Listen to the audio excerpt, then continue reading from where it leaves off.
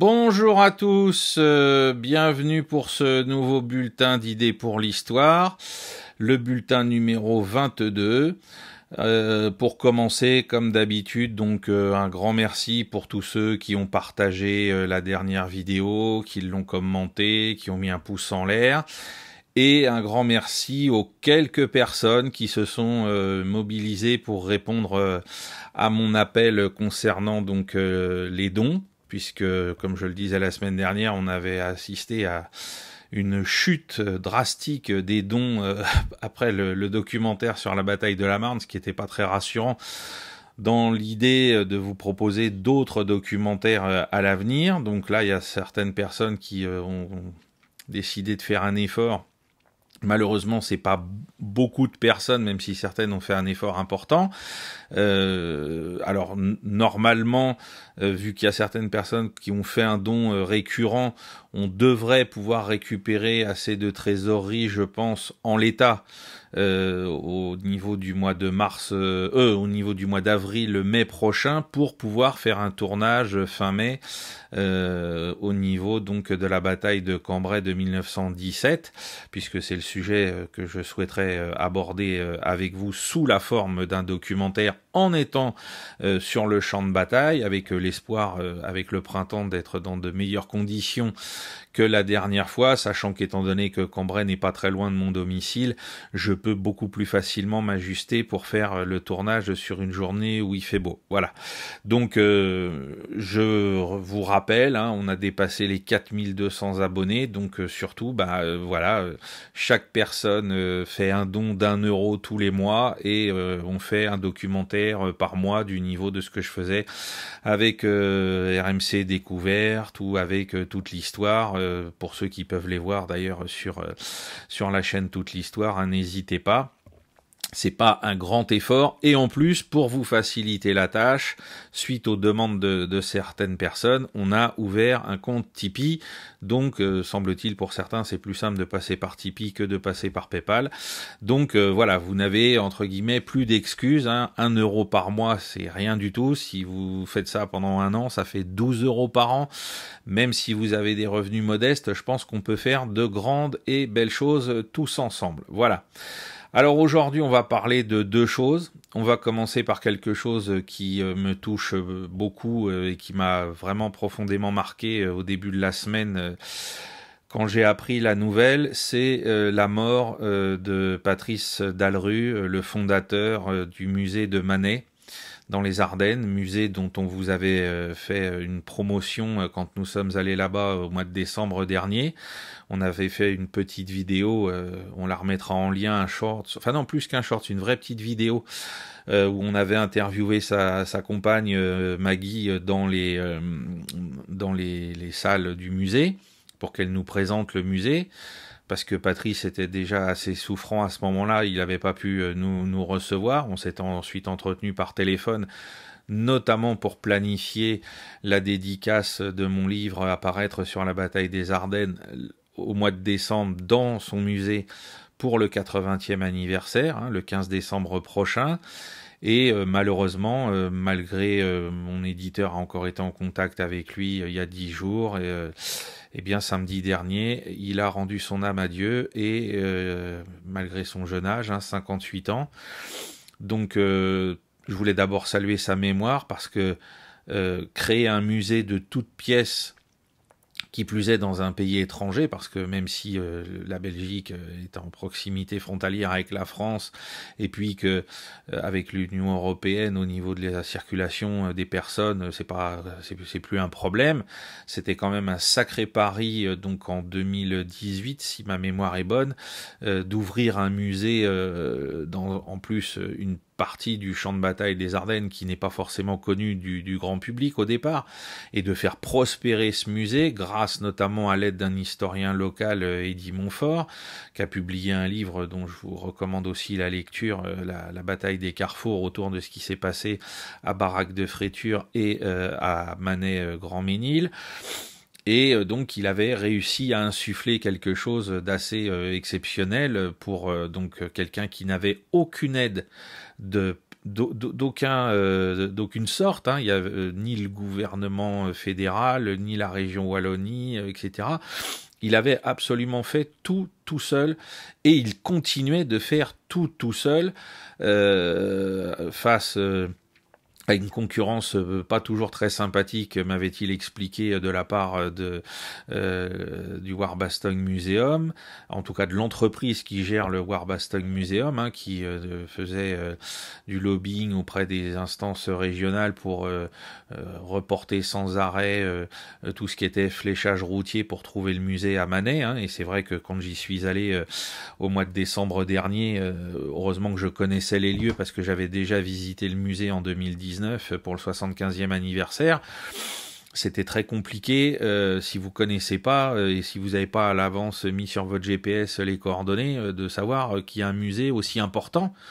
avec une collection aussi intéressante que la sienne, et qui plus est avec une mise en scène, hein. Il fait appel à une personne qui est en charge de la muséographie dans d'autres musées, notamment en Normandie, où il y a pas mal de caractère immersif, hein. Vous avez des mannequins, vous vous retrouvez à côté d'eux, vous avez l'impression d'être dans des scènes issues de photos ou de films d'époque. Et puis ça vous plonge au cœur d'un combat qui a duré, qui a été très intense et qui a duré pendant plus d'une semaine autour de ces villages-là, entre d'un côté les forces de la Das Reich, la 2e SS Panzer Division, hein, de triste réputation pour nous Français après les massacres de Tulle et d'Oradour-sur-Glane notamment, et puis les forces américaines avec entre autres soit des unités blindées de la 7th Armored Division, la Lucky 7, soit des parades de la 82e Airborne Division ou des nouveaux arrivants de la 75e Infantry Division. Voilà, donc c'est vraiment un super musée dans un lieu vraiment très chargé d'histoire, et c'est très triste aujourd'hui de se dire que Patrice n'est plus là, et on espère, alors bien sûr à travers cette vidéo que je partagerai avec Maggie, nous lui présentons tous nos plus sincères condoléances, et surtout, nous sommes à son service pour faire le maximum pour poursuivre cette aventure, si je puis dire, afin que ce musée puisse continuer puisse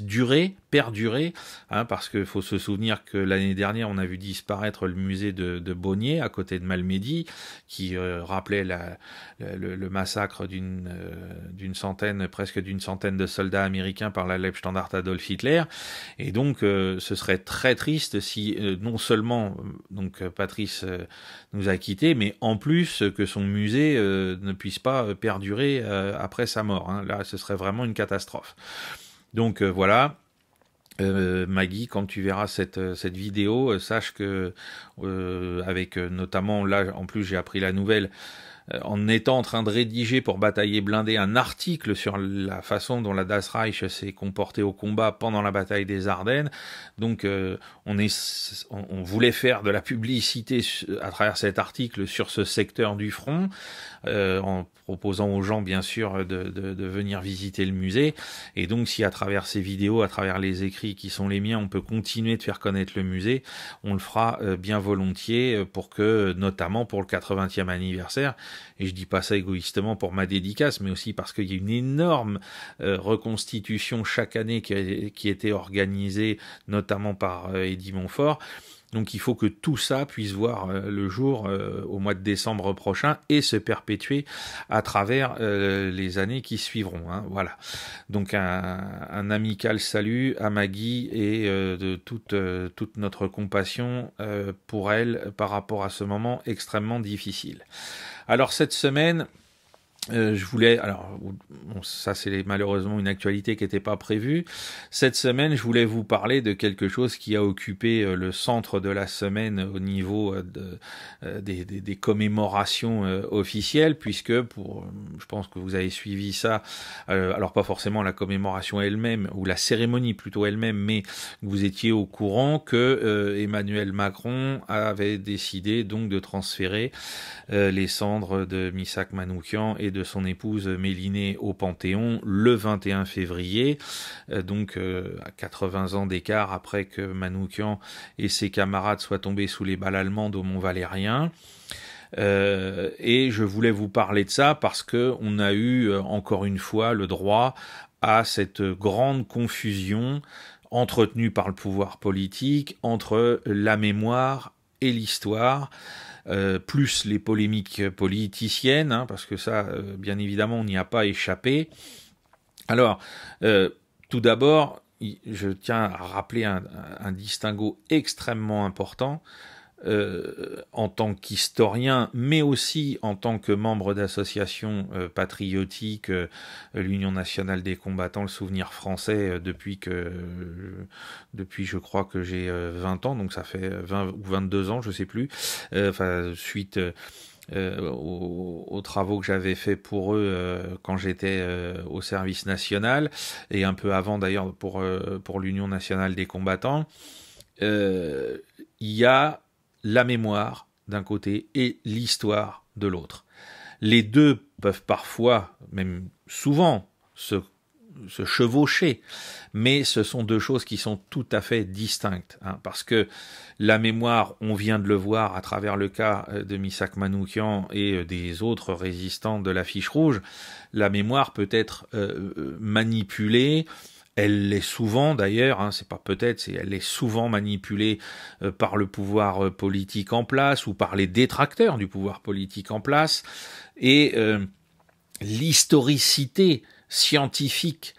telle qu'on peut la définir à un moment T, puisque vous savez bien que l'histoire est une science en mouvement perpétuel, hein, on ne peut pas dire 2 et 2 font 4 et puis s'arrêter là, nous, c'est pas possible, hein, c'est une science humaine qui fait que, alors bon, il y a des faits dont on ne peut plus contester quoi que ce soit. On ne peut pas dire, voilà, Napoléon, il a bien été couronné empereur le 2 décembre 1804, et un an plus tard, il y avait Austerlitz. Hein, il y a une partie de la science historique qui est définitivement avérée, et puis il y a une partie qui reste toujours en découverte potentielle, parce que vous allez retrouver une archive, parce que vous allez retrouver un témoignage, parce que vous allez retrouver des restes archéologiques qui vont modifier, plus ou moins d'ailleurs, avec un impact plus ou moins important, la façon dont vous considériez, dont vous évaluiez jusqu'alors un événement. Bon, la mémoire, c'est autre chose. La mémoire, elle est fluctuante, non pas en fonction des découvertes historiques ou ce genre de choses. Ça peut arriver, mais c'est très rare que l'évolution de la mémoire soit calquée sur l'évolution et sur l'acquisition de nouvelles données scientifiques. C'est très rare. Hein. Et donc là, aujourd'hui, on le voit bien à travers le cas Manouchian, on est face à une volonté politicienne. Emmanuel Macron nous a déjà fait le coup avec Joséphine Baker. Il nous a déjà aussi fait le coup avec Hubert Germain, le dernier compagnon de la Libération, qui était mort un peu avant le 11 novembre, il y a 2 ans, si ma mémoire est bonne, et qu'il avait donc auquel il avait organisé, enfin pour lequel pardon, il avait organisé des funérailles nationales ou un hommage national. Le 11 novembre après-midi, en faisant la confusion entre la Grande Guerre et la Seconde Guerre mondiale. Enfin bon, bref. Donc la mémoire et la science historique sont deux choses qui ont des points communs, mais qui sont complètement distinctes. Et là, en l'occurrence, on voit bien que par rapport à Manouchian, on nous a vaguement rappelé qu'il était communiste, hein, qu'il était devenu communiste après être arrivé en France et avoir fait sa formation intellectuelle et politique. Mais bon, c'est de l'ordre du symbolique. Hein, on ne prend pas en compte toute la dimension complexe, hein, non pas de venir célébrer unanimement le communisme tel qu'il était au seuil de la Seconde Guerre mondiale, mais on n'entre pas dans la complexité des faits. Une fois encore, la mémoire a souvent ce travers, son premier travers, c'est d'être réductrice. Hein, c'est-à-dire qu'elle ne rentre pas dans la complexité des événements. Or, le cas de Manouchian est extrêmement intéressant à ce sujet par rapport à l'histoire des résistances françaises. hein, y compris celles issues d'un mouvement qui se revendiquait internationaliste en 1939, parce que Manoukian a fait donc des demandes de naturalisation dans les années 20 et 30 pour pouvoir notamment faire son service militaire. Et bien qu'étant membre du Parti communiste, il a fait comme beaucoup d'autres de la mouvance Moy, hein, donc des ouvriers internationalistes qui étaient donc réfugiés en France. Le pacte germano-soviétique n'a pas été du tout bien reçu par ces gens-là. Eux avaient, alors Manoukian, lui, n'avait pas fui le nazisme, il avait fui, bien sûr, suite au génocide arménien pendant la Première Guerre mondiale, et puis ses avatars au cours des années 1919 et 1920, mais les autres membres alors notamment ceux de la Fiche Rouge, mais la majorité des gens du mouvement Moy avaient fui soit le national-socialisme en Allemagne, soit le fascisme italien, soit le franquisme espagnol. Et donc ces gens-là, l'idée que Staline leur dicta leur conduite par rapport à travers le Comintern avec le pacte germano-soviétique, ils n'ont absolument pas, pour la majorité d'entre eux, accepté cet état de fait. Alors, Manoukian a fait de la prison en septembre 1939, et dès octobre 1939, quand il est libéré de prison, puisqu'on voit qu'il conteste ceux qui ont été mis en prison, de manière préventive, on a mis beaucoup de responsables communistes en prison parce qu'on disait, bah voilà, ils sont favorables au pacte de non-agression entre l'Allemagne hitlérienne et l'Union soviétique de Staline, donc ce sont potentiellement des ennemis de la France qui, elle, est en guerre avec l'Allemagne. Donc lui a manifesté sa désapprobation du pacte, et en octobre 1939, il est engagé volontaire dans l'armée française pour servir la France, parce que c'est pas parce qu'on est dans un mouvement internationaliste, et je rappelle la définition du mot international, c'est entre les nations. Ça veut pas dire, ça n'a jamais signifié dans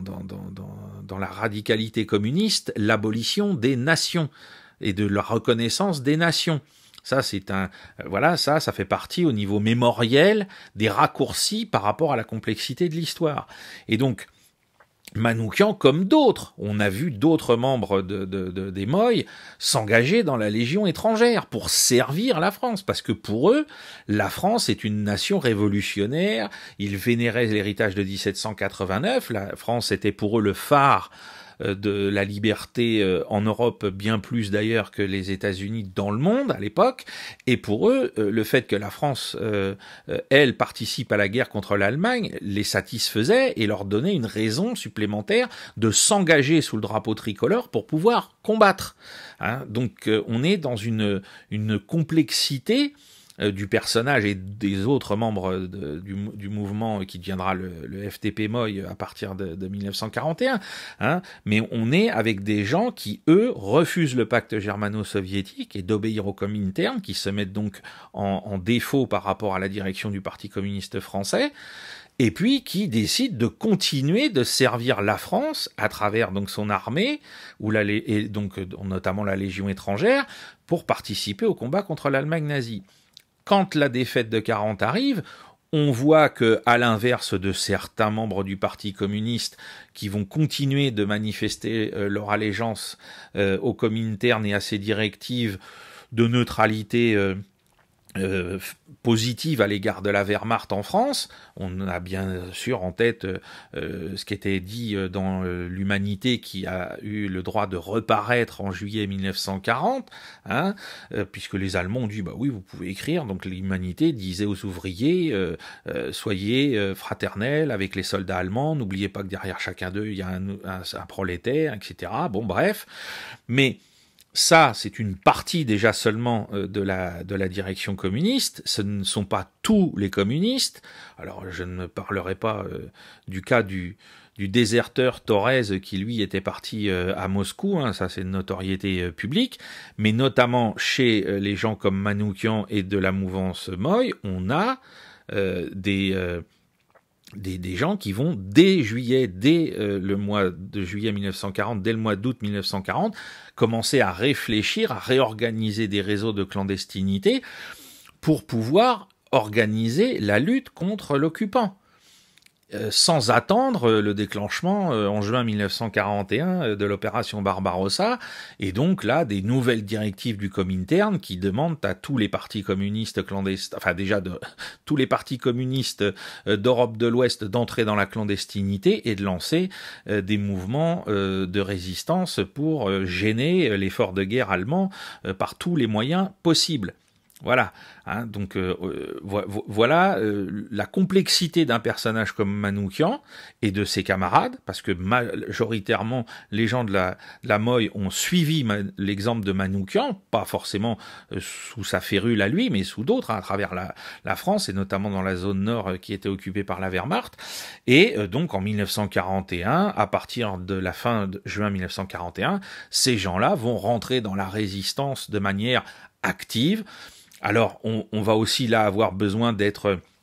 dans des subtilités, parce que certains d'entre eux vont opérer des opérations qui sont tout à fait nécessaires et utiles à travers du renseignement, cacher des armes, cacher des gens qui sont recherchés par la Gestapo ou ce genre de choses, mais on va avoir aussi des gens qui,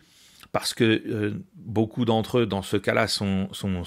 juifs. Hein, ils sont pas seulement, soit, comme je pense notamment à Henri Krasuki, l'ancien secrétaire général de la CGT, qui était d'origine polonaise, jeune ouvrier, membre du Parti communiste et juif. Ces gens-là vont se retrouver, notamment à partir de fin 41, début 42, dans une problématique encore plus grave, qui est celle de la déportation des juifs étrangers. Et là, on va avoir des fois des actes qui sont des actes épidermiques. C'est-à-dire que parmi les Moï, on a des jeunes, notamment des Hongrois, hein, deux frères, deux jeunes Hongrois, que leur mémoire m'excuse, j'ai plus leur nom en tête, vont par exemple attaquer, au lendemain de la déportation de toute leur famille vers les camps de la mort, ils vont attaquer à la grenade les sentinelles du palais du Luxembourg à Paris. Et quand un de mes amis qui était lui aussi dans la résistance parisienne, mais dans un autre mouvement de résistance, hein, défense de la France, et qu'il les croisera, et il leur demandera, avant qu'ils soient à leur tour arrêtés, pourquoi ils ont fait ça. Ils répondront effectivement qu'il n'y avait aucun intérêt ni militaire, ni politique, ni de renseignement quelconque. C'était de la vengeance pure et simple. Voilà, ils ont répondu, ils ont embarqué tous les nôtres, on sait qu'on les reverra probablement jamais, donc on s'est vengé. Hein, voilà la complexité aussi dans laquelle ces hommes et ces femmes se sont retrouvés. Ce qu'il faut pas oublier, parce que il y a d'un côté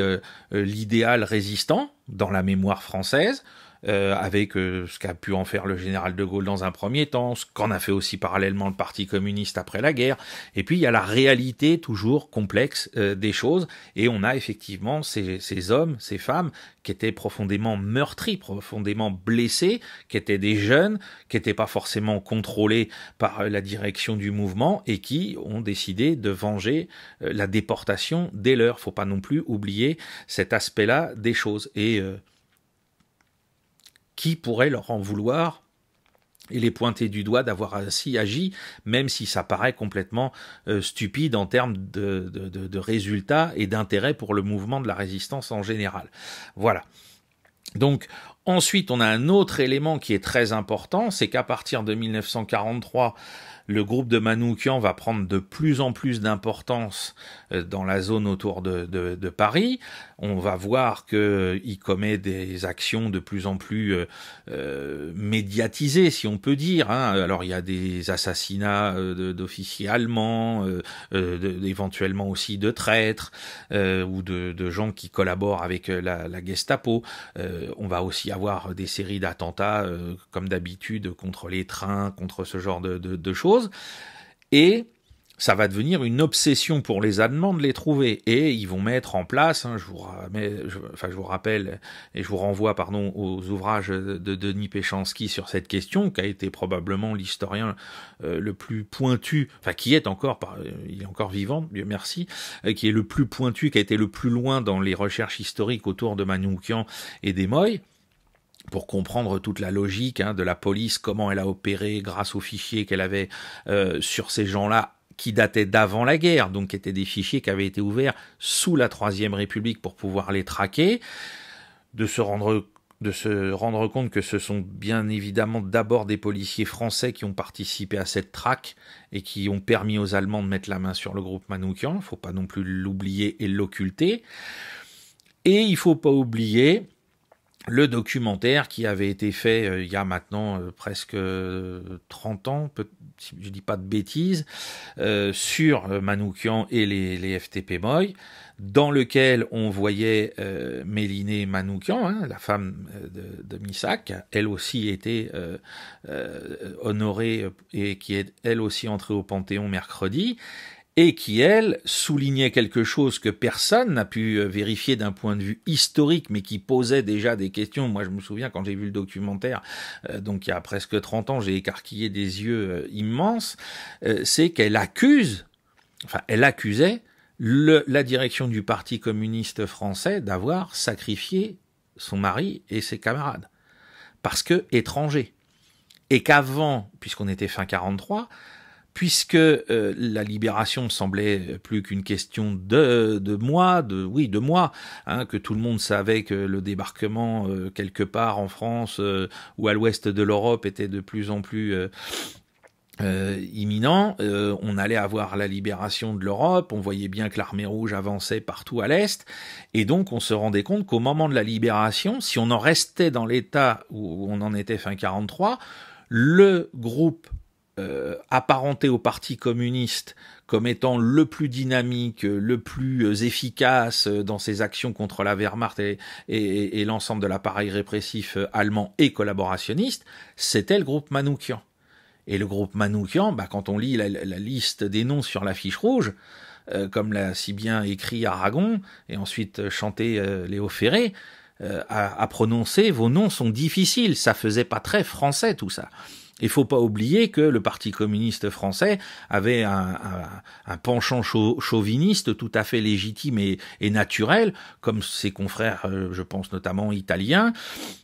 et que on peut comprendre qu'il se soit dit mais alors attendez, qu'est-ce qui va se passer là ? On va encenser des gens qui ne correspondent pas vraiment à notre identité. Et donc à l'époque du documentaire, Mélinée va jusqu'à dire que des gens du Parti communiste, alors pas le militant de base, mais des gens de la direction clandestine du Parti communiste français dans la région parisienne, ont donné des informations à la police ou à la Gestapo, ou aux deux, pour qu'ils puissent arrêter le groupe de Missak, et Missak lui-même, et ses camarades. Donc voilà la complexité autour, alors je le dis, c'est une accusation très lourde qu'elle a portée. Il est intéressant de voir que personne au niveau du Parti communiste n'a osé, à l'époque de la diffusion du documentaire, s'attaquer à ce témoignage. Alors je vais pas faire de la sagesse de rue en disant qui ne dit mot consent, mais il est notoire que dans les années 80, quand le documentaire a été diffusé, le Parti communiste français de l'époque n'a pas poursuivi Mélinée Manouchian en diffamation pour cette accusation. Alors, l'histoire peut-être, vous voyez, par rapport à ce que je disais, peut-être qu'un jour on retrouvera un document dans les archives allemandes ou dans des archives françaises auxquelles on n'a pas encore eu accès ou qui se sont retrouvés baladés, notamment je pense aux archives allemandes par le biais de la fuite des Allemands de Paris, et puis qu'un jour on aura effectivement un papier qui nous dit nous, membres de la Gestapo, nous avons reçu un renseignement émanant de telle personne qui était un militant de la direction centrale du Parti communiste français à Paris. C'est pas à exclure, hein. Et tout comme ça peut aussi être une accusation tout à fait gratuite de la part de Méliné, parce que elle considérait que le parti avait récupéré la mémoire de son mari plus qu'il ne le devait. Voilà, les causes sont multiples, mais vous voyez, c'est un exemple parfait de la différence entre un traitement mémoriel tel qu'il a été fait à des fins politiciennes mercredi par le président de la République, et puis la réalité d'une complexité qui nous montre que, bien sûr, dans la résistance française, il y avait de multiples courants. Je rappelle aussi par rapport à ce que Emmanuel Macron a été raconté en disant que le Rassemblement national n'avait pas le droit de venir à cette commémoration parce qu'il n'était pas dans l'arc républicain. Je rappelle aussi une complexité majeure, et je mettrai le lien vers le documentaire qui est disponible parce qu'il est sur Arte TV, sur les résistants d'extrême droite issus pour certains de la cagoule, donc la branche armée pourrait-on dire, dissidente de l'Action française, des gens de l'Action française, hein, et des dissidents de l'Action française, je pense notamment à Renouvin, dont je salue le fils Bertrand au passage, et que en 1940, en juillet 1940, autour du général de Gaulle, et c'était d'ailleurs ça qui, pour certains collaborationnistes de droite comme de gauche à Vichy, leur permettait de dire, autour du général, il y a soit des nôtres, soit des youpins. C'est tout. C'est-à-dire, il y a soit des gens d'extrême droite issus de la cagoule ou de l'Action française, soit des juifs. Et il n'y a personne d'autre. Hein, donc, bien évidemment, la majorité des gens qui étaient d'extrême droite, royalistes, nationalistes, avant la Seconde Guerre mondiale, ont basculé plus ou moins dans la collaboration avec Vichy, puis ensuite même se sont abîmés dans la milice, hein, dans une collaboration là très très active, ou dans la LVF. Et à gauche, c'est pareil, on a des gens qui sont restés bon gré mal gré, notamment je pense à tout ce qui est radical socialiste, ils se sont très bien accommodés de Pétain, hein, et puis on a des gens de gauche qui eux sont devenus des collaborationnistes. Alors on nous dit ah ben oui mais ils avaient quitté le parti avant la guerre, oui bien sûr, mais enfin ce sont des fruits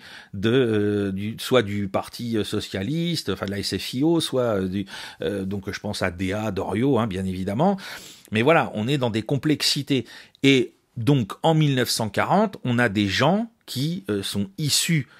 de l'extrême droite française, dont certains cagoulards, qui vont rejoindre De Gaulle dès juillet 40. Donc, venir nous dire aujourd'hui, les gens qui sont de l'extrême droite d'aujourd'hui, vous n'avez pas le droit d'être là,